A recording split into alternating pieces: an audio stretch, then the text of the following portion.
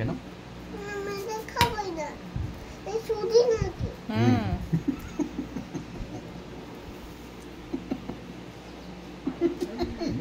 Good morning and happy Sunday.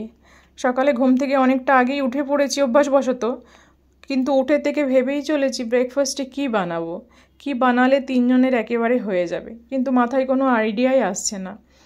তো মামামের জন্য একটু সুজিই বানিয়েছি, ও যেহেতু সুজিটা ভালো খায়। আর এক ফাঁকে একটু হাজব্যান্ডের দেখা পাই, জিজ্ঞেস করলাম যে ব্রেকফাস্টে কী খাবে, কী বানাবো। তা বললো বানাও না তোমার মর্জি মতো। তা আমি বললাম সবসময় আমার মর্জি মতো বানালে হবে, কখনো তো একটু আইডিয়া দেবে, সবসময় আমার ঘাড়ে বন্ধু রেখে চালালে কী করে চলে। তা বললো ঠিক আছে তাহলে একটু আলু ভাজা করো, আমি মুড়ি আলু ভাজা খেয়ে নেব। কিন্তু ততক্ষণে অনেকটা দেরি হয়ে গেছে, মামামের জন্য সুজিটাও বানিয়ে ফেলেছিলাম, আর ফ্রিজে কিছু ফল ছিল সেগুলোও কেটে আমি রেডি করেছিলাম একটু দুধ কর্নফ্লেক্স খাবো বলে। তো এখন আমি আমার জন্য কর্নফ্লেক্সটাই রেডি করে নিচ্ছি, আর এদিকে আলু ভাজাটাও হয়ে গেছে। হাজব্যান্ড আলু ভাজা মুড়ি খাবে, আর মামাম তো আগে সুজি খেয়েইছে। তো এখন চলো ব্রেকফাস্টটা করে নিই।